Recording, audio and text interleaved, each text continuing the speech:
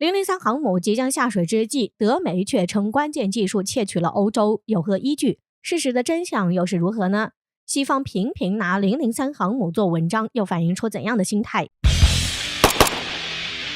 在不久前，美国战略智库网站预测，中国的003航母最快在今年2月份下水后，很快西方各大媒体又开始对003航母进行新一轮的报道。然而有意思的是，不同于此前西方媒体各种称003航母超级航母、接近美国航母以及威胁美国海军，现在西方媒体又开始集中抹黑003航母了。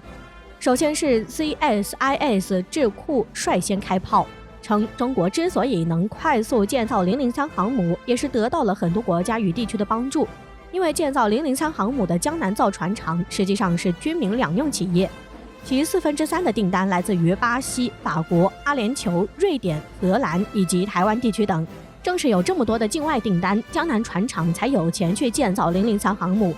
很显然，这是一个偷换概念的说辞。然而紧接着，德国媒体又放了一波大招。近日，德国经济周刊刊文称，中国的003航母即将下水。这是一艘带有3条电磁弹射器的航母，也是中国首艘拥有电磁弹射器的航母。这对中国航母来说，无疑是一次突破。只不过003航母上的电磁弹射器有些来路不正，中国用了一些诡计，从其他国家将电磁弹射技术给偷来了。那么，中国究竟偷了谁家的技术呢？是美国吗？毕竟，当今世界也只有中美两国掌握了这项技术。然而，德媒的回答让人有些意外，中国的电磁弹射是窃取欧洲技术得来的。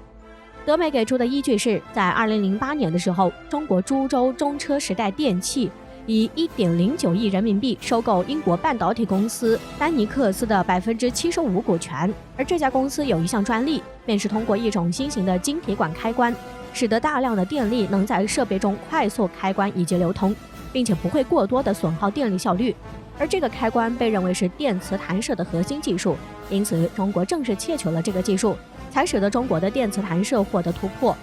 简而言之，中国电磁弹射的成功源自窃取欧洲技术。也就是说，中国之所以能在003航母上安装电磁弹射，是因为获得了英国公司的独家技术，并非是自己攻克的。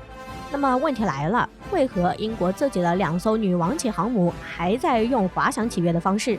就算跟着德国媒体的思路走，若中国在2008年获得相关技术，在2016年的时候便传出中国开始进行电磁弹射测试，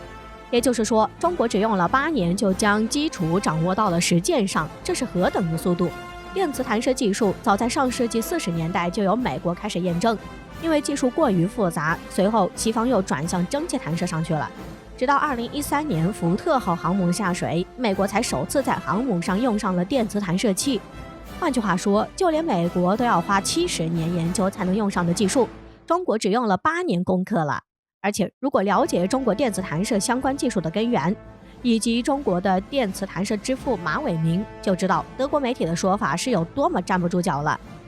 恐怕马伟明都要说：“你们都没有，我从哪儿偷？”虽然中国与美国都有电磁弹射技术，但却是从2套不同的体系延伸而来。中国之所以能在003航母上用到电磁弹射器，关键在于马伟明团队在21世纪初攻克了舰载中压直流技术。用马伟明的原话来说，就是谈到中国的综合电力，我们的全电推进系统处于世界领先的位置，我们的技术是中压直流一步到位。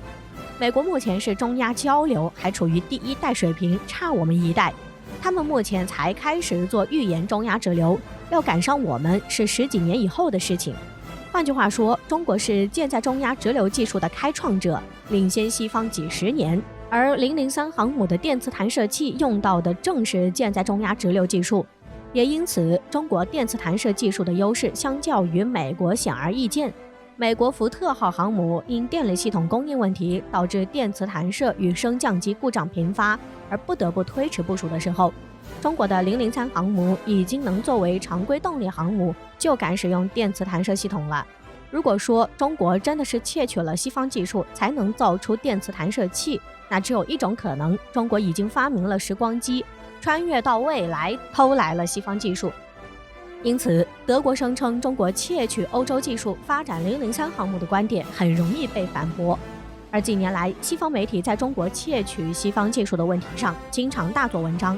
几乎涵盖了所有中国优势领域。只要有中国领先于西方的地方，就必然是通过技术窃取得来的。类似的话术已经屡见不鲜了。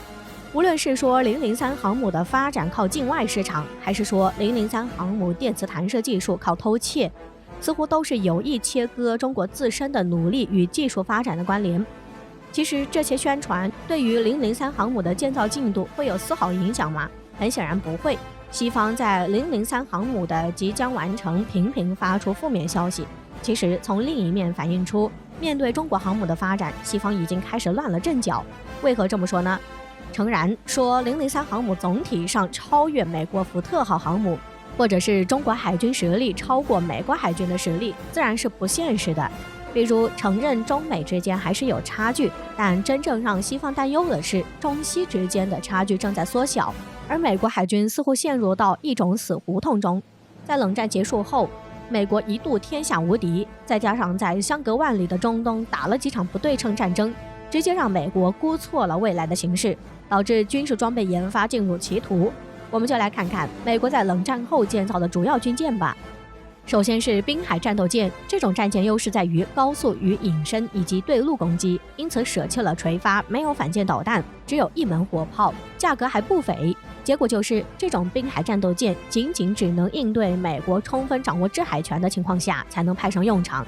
而如果某个国家能在海空方面与美国海军僵持住，滨海战斗舰就变得毫无价值。其次就是朱姆沃尔特级驱逐舰，这款军舰外号叫做科幻战舰，主打高隐身以及未来先进的电子系统，成本更是天价。但是由于电磁炮技术一直没突破，这种战舰既难以融入航母战斗群，又难以对付航母战斗群，沦为中看不中用的代表。最终建造了3艘，项目就停工了。最后就是福特级航母，原本美国指望福特级航母能快速取代现有的尼米兹级航母，设立了极高的技术门槛。结果就是100亿美元的费用却在时间点上陷入延迟，由于技术要求太高，导致很多技术没得到充分验证，测试的时候故障百出，所以只能航母等技术从原本计划2018年部署，一直等到今天都没部署。